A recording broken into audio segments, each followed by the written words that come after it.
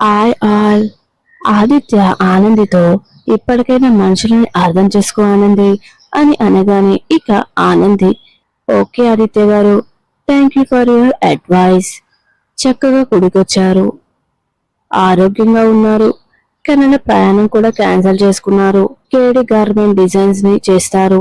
As a co partner గా I'm very happy Aditya గారు అని అనగానే నేనేమి ఆగిపోయింది నీ గురించి కాదు అని ఆదిత్య అనగానే అయి ఉండొచ్చు, కానీ మంచి అయితే నాకే జరిగింది కదా అని చెప్పగానే ఇక ఆదిత్య అలానే ఆనంద్ వైపు చూస్తూ ఉంటాడు. అదే నాకు కాదు, కేడీ గార్మెంట్స్ కి అని చెప్పగానే ఇక ఆదిత్య కొన్ని ఎలా జరగాలని రాసిపెట్టుంటే అలానే జరుగుతాయి. అదే నేను కూడా అదే అంటున్నాను ఆదిత్య గారు. కేడీ గార్మెంట్స్ ని ఈ ఆనంది ఆదిత్యలే ముందుకు తీసుకెళ్లాలని రాసి పెట్టుంది.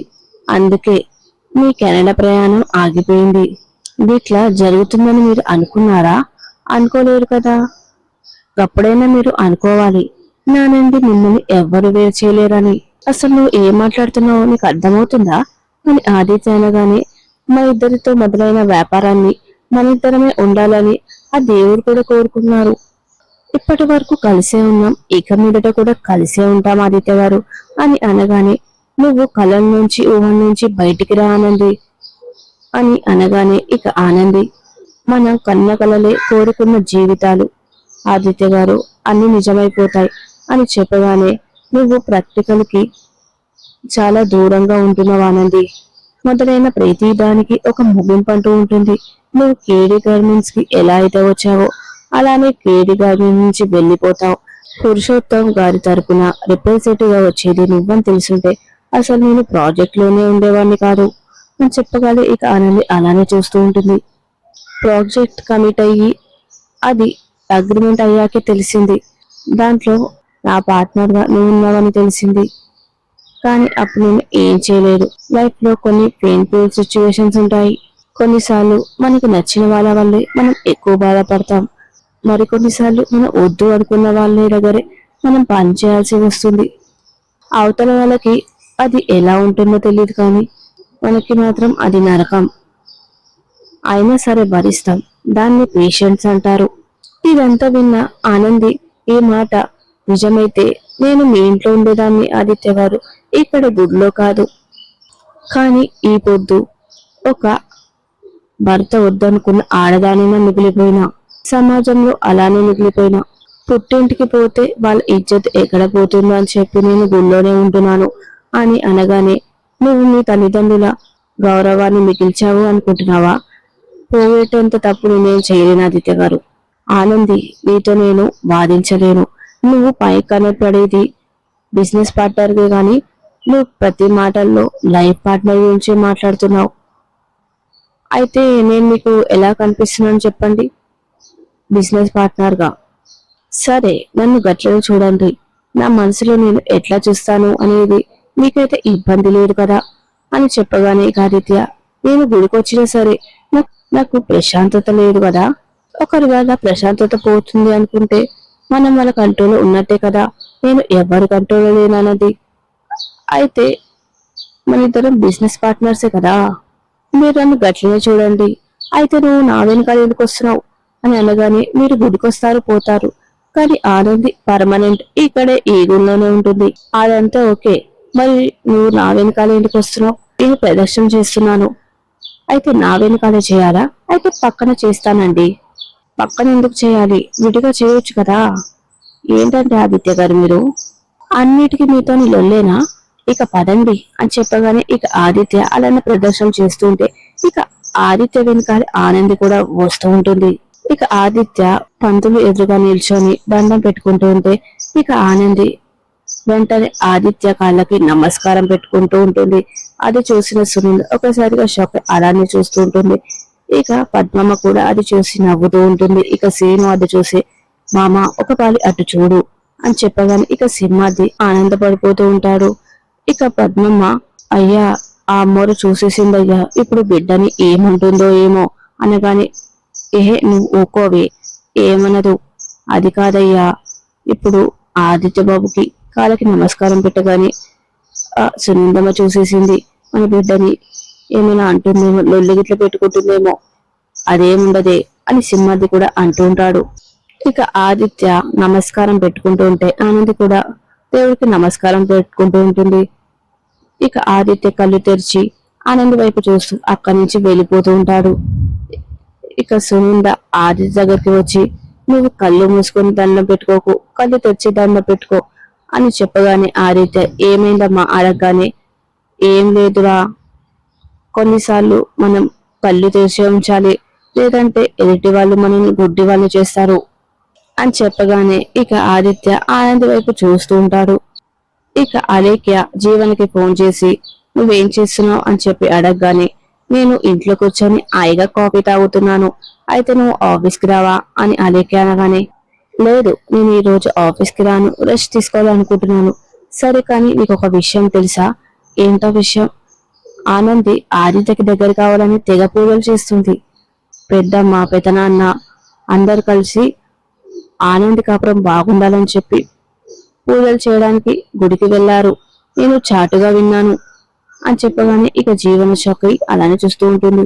అంటే నేను చెప్తుంటే ఏం మాట్లాడకుండా అలా సైలెంట్ అయిపోయావు అని అలాగే అనగానే, షాకింగ్ న్యూస్ చెప్తుంటే సైలెంట్ అవ్వరా? వాళ్ళు గుడికి వెళ్తే నీకు షాకింగ్ న్యూస్ ఏంటి? What co incidents Alekhya. ఈరోజు మా అత్తయ్య గారు బావగారు కూడా సడన్ గా అదే గుడికి వెళ్లారు అని చెప్పగానే అలాగే షాక్ అయి చూస్తూ ఉంటుంది. ఏంటి సైలెంట్ అయిపోయావు? నువ్వు కూడా షాక్ అయ్యావా? అవును, చూసావా ఆనంది బావలేంటో, ఆనంది ఎంత నియమ నిష్ఠలతో పూజ చేస్తుందో, అక్కడ ఆనంది పూజ మొదలు పెట్టిందో లేదో ఇక్కడ ఆదిత్య అలా గుడికి వచ్చేలా తీసుకుంది. దాంతోనే అర్థమవుతుంది ఆనంది పూజ ఎంత నియమ నిష్ఠలతో చేస్తుందో అని చెప్పి. అయ్యో, ఇప్పుడు వాళ్ళిద్దరు గుళ్ళో కలుసుకుంటే, వాళ్ళిద్దరు మాట్లాడుకుంటే కలిసిపోతారేమో.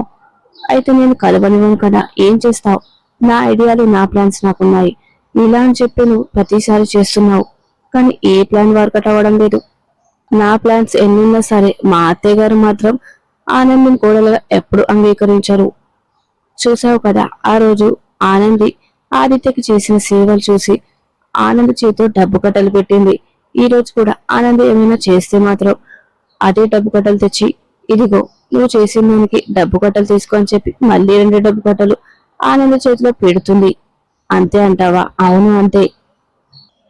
ఎప్పుడైతే మా అత్తయ్య గారు ఆనందికి వెలకట్టడం మొదలుపెట్టిందో అప్పుడే దాని విలువ పాతాళానికి పడిపోయింది. ఆనందిని మా అత్తయ్య గారు ఎప్పటికీ కోడలుగా అంగీకరించారు, ఇది మాత్రం నిజం. ఇక నువ్వే ఇంటి కోడలివి, నువ్వే ఈ ఇంటి కోడలుగా అడుగు పెడతావు, అది గుర్తుంచుకో అని చెప్పగానే ఇక అలాగే ఆనందపడిపోతూ ఉంటుంది. ఇక పూజారి గారు ఆనందితో, అమ్మ కుట్టి, అమ్మవారి దయ వల్ల నీ భర్త దగ్గర నువ్వు ఆశీర్వాదం తీసుకోగలిగావు. ఇక మిగిలింది నువ్వు 5 ముత్తైదులకి పూలు పండ్లు ఇచ్చి వాళ్ళ దగ్గర ఆశీర్వాదం తీసుకోవాలి. ఆ తర్వాత నువ్వు నేల మీద భోజనం చేయాలి అని చెప్పగానే ఇక ఆనంది అలానే చూస్తూ ఉంటుంది. ఇక ఆనంది వెంటనే పద్మమ్మ దగ్గరికి వెళ్లి పసుపు రాసి కాళ్ళకి నమస్కారం పెట్టి తనకి పూలు పండ్లు ఇచ్చి, అమ్మ నన్ను ఆశీర్వదించు అని చెప్పి అనగానే ఇక పద్మమ్మ ఆశీర్వదిస్తూ ఉంటుంది. నువ్వు అల్లుడు గారు మంచిగా కలిసిపోయి మీ ఇద్దరు కాపురం చేసుకున్నట్టు కోరుకుంటానమ్మా అని చెప్పగానే ఇక ఆనంది, కోరుకుంటే ఇష్టం ఉంటే సరిపోతుందమ్మా, కానీ కలిసి ఉండాలంటేనే అదృష్టం ఉండాలి, కానీ ఎందుకో నన్ను ఆ శివయ్య బంధాలకు దూరం పెట్టిండు అని చెప్పగానే ఇక సీను ఇదంతా విని, అమ్మాడి నువ్వు ఎప్పుడైనా భయపడినావా? నీ చిన్నప్పటి నుంచి కష్టాలే కదా, అయినా సరే నువ్వు బడిలోకి దిగి పోరాడినావు, ఇప్పుడు అంతే అని చెప్పగానే ఇక ఆనంది ఆనందపడుతూ ఉంటుంది. ఈ రోజు నుంచి నీకు మంచి రోజు వచ్చినాయి బిడ్డ, నువ్వేం పరిచయం కావసం లేదు, ముత్తైదులకి నీ చేతులతోనే పసుపు కొమ్ములు ఇవ్వు అని చెప్పగానే ఇక ఆనంది అందరికి పసుపు పూలు పండ్లు ఇచ్చి నమస్కారం పెట్టుకుంటూ ఉంటుంది. ఇక సింహాద్రి పద్మమ్మతో, చూసవి పద్దాలు, మన బిడ్డకి ఎంత కష్టం వచ్చిందో, భర్తకు తెలియకుండా భర్త దగ్గర ఆశీర్వాదం తీసుకుంది, అది చూసిన అత్తయ్య ఎక్కడ కోపడుతుందో అని చెప్పి భయపడిపోయింది, ఇలాంటి కష్టం ఏ బిడ్డకి రాకూడదు అని చెప్తూ ఉంటే ఇక పద్మమాలని చూస్తుంటుంది.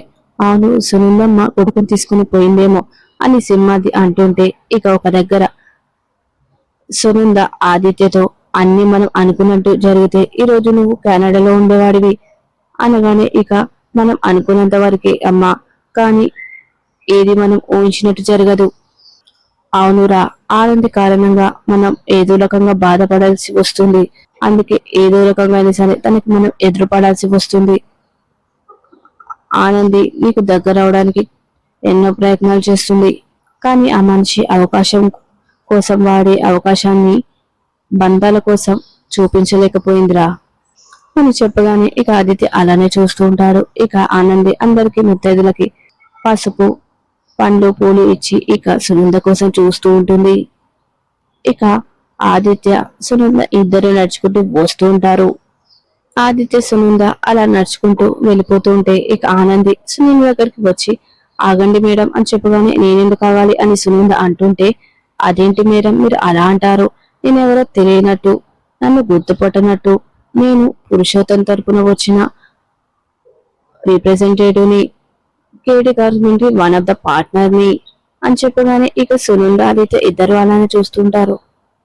కో పార్ట్నర్ అమ్మగారిని పిలవడం కూడా తప్పేనా అనగానే నువ్వు ఎప్పుడు ఏ అవతారం ఎత్తుతావో తెలియదు కదా, నీలా మేము ఉండలేము కదా అని సునంద అనగానే ఇక ఆనంది అయితే మీరు మీలాగానే ఉండాలి మేడం, అయితే ఎందుకు ఆపావో అది చెప్పు అని చెప్పగానే ఈ రోజు నేను పూజ చేసుకున్నాను, అందరి ముత్తైదులకి పూలు పండ్లు ఇచ్చి ఆశీర్వాదం తీసుకుంటున్నాను, మిమ్మల్ని చూస్తుంటే నిండు ముత్తైదులా అనిపిస్తున్నారు, మీ దగ్గర కూడా నేను ఆశీర్వాదం తీసుకుంటాను అని చెప్పగానే ఈ చేతులు ఎవరిని దీవించలేవు అని సునంద అనగానే కానీ నేను మాత్రం నా చేతులతో మీకు పసుపు రాసి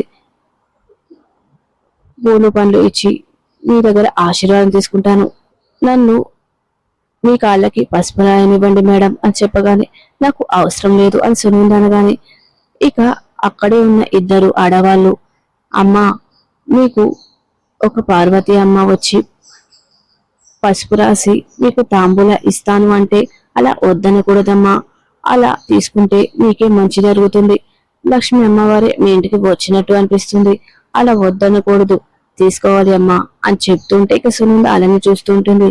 ఇక శ్రీను అక్కడికి వచ్చి ఇదిగో అమ్మాడి పసుపు తీసుకొని రాయి అని చెప్పి ఇస్తుంటే ఇక ఆనంది ఆనందపడుతూ సునంద వైపు చూస్తూ పసుపు రాస్తూ ఉంటుంది. ఇక పసుపు రాసిన వెంటనే సునందకి తాంబూలం ఇస్తూ ఉంటుంది.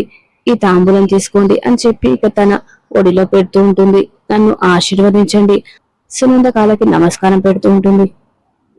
ఇక సునంద నువ్వు మంచి కూతురు అయి ఉంటే, నువ్వు మంచి కూతురు అయినందుకు అదృష్టవంతురాలివి అని చెప్పి నేను దీవించేదాన్ని, నువ్వు మంచి భార్యవి అయి ఉంటే నిన్ను పొందినందుకు నీ భర్త ఎంతో అదృష్టవంతుడు అని చెప్పి నేను దీవించేదాన్ని, నువ్వు మంచి కోడల్ని అయి ఉంటే నీ అత్తమామలు అదృష్టవంతులు అని చెప్పి నేను దీవించేదాన్ని. జీవితంలో మొదటిసారి ఒక మనిషిని ఎలా దీవించాలో నాకు అర్థం కావట్లేదు, బహుశా నీలాంటి మనిషిని దీవించే అర్హత నాకు లేదేమో అని చెప్పగానే పద్మమ్మ, సింహాది, ఆదిత్య అందరూ అలానే చూస్తూ ఉంటారు. ఇక అక్షంతలు విసిరిపోతూ ఉంటే ఇక ఆనంది అది పట్టుకుంటూ ఉంటుంది. ఇక సునంద ఆదిత్య అక్కడి నుంచి వెళ్ళిపోతూ ఉంటారు. ఇక ఆనంది అక్షంతి పట్టుకొని ఆనందపడుతూ తన నెత్తిన వేసుకుంటూ ఉంటుంది. అది చూసిన పద్మమ్మ, చూసావయ్యా ఆ మనిషికి ఎంత పొగరో, మన బిడ్డకి ఆశీర్వదించాడు కూడా ఆ మనిషికి చేతులు రావడం లేదు అని చెప్పగానే ఇక ఆనంది మా అత్తయ్య గారిని ఏమనొద్దు అని అనగానే పరాయి మనిషికి అయితే ఆశీర్వాదం ఇచ్చింది, కానీ మీ అత్తయ్య గారు పరాయి మనిషి కాదు, నీ మంచి అయినా సరే నీకు ఆశీర్వాదం ఇవ్వలేదు, అయినా సరే మా అత్తయ్య గారు విడిచిపెట్టిన అక్షింతలు నా నెత్తిన వేసుకున్నాను కదమ్మా అని ఆనంది అంటూ ఉంటుంది. ఒక్క తాములం మిగిలింది, అది ఎవరికి ఇవ్వాలా అని చెప్పి నేను ఆలోచిస్తున్నానమ్మా అని చెప్పి ఆనంది అంటుంటే అప్పుడేక సూర్య జ్యోతి ఇద్దరు కారు దిగి గుడికి వస్తూ ఉంటారు. నేను గుడికి రాను అని చెప్పగానే ఎందుకండి, ఆనంది ఉండేది ఇక్కడే కదా, తను ఈ పాటికి ఆఫీస్కి వెళ్ళిపోయి ఉంటుంది, పదండి అని చెప్పి ఇద్దరు వస్తూ ఉంటారు. ఇక జ్యోతిని చూసిన ఆనంది దేవుడా నా కోసం మా అమ్మని పంపినవా అని చెప్పి ఆనందపడిపోతూ ఉంటుంది. ఇక ఎదురుగా ఉన్న ఆనందిని అందరిని చూసిన సూర్య వెంటనే అక్కడి నుంచి వెళ్ళిపోతుంటే ఇక సింహాది అక్కడికి వచ్చి ఏంటి బాబు ఇలా వచ్చి అలా వెళ్ళిపోతున్నారు అని చెప్పి అనగానే గుడికి వచ్చేది ప్రశాంతత కోసం, ఆ ప్రశాంతత లేకుంటే ఇక్కడ ఉండి ఏం లాభం, జ్యోతి, నేను ముందే చెప్పాను కదా నేను ఇక్కడికి రానని చెప్పి. ఇదంతా విన్న ఆనంది, గుడేమైనా నాదా మీరు ఇక్కడి నుంచి వెళ్ళిపోవడానికి అని అనగానే ఇక సూర్య, నిన్ను చూస్తుంటే నాకు దేశము ఏదో గుర్తొస్తుందని కాదు, నిన్ను చూడగానే నాకు శ్రీతన్ గుర్తొస్తాడు, శ్రీతన్ గుర్తొస్తే పెళ్లి గుర్తొస్తుంది, పెళ్లి గొడవంతా గుర్తొస్తుంది, నువ్వు చేసినంత గుర్తొస్తుంది అని చెప్పగానే ఇక బాధపడుతూ జ్యోతి, ఆనంది, పద్మమ్మలు చూస్తూ ఉంటారు. నచ్చితే లైక్ చేసి సబ్స్క్రైబ్ చేయండి ప్లీజ్.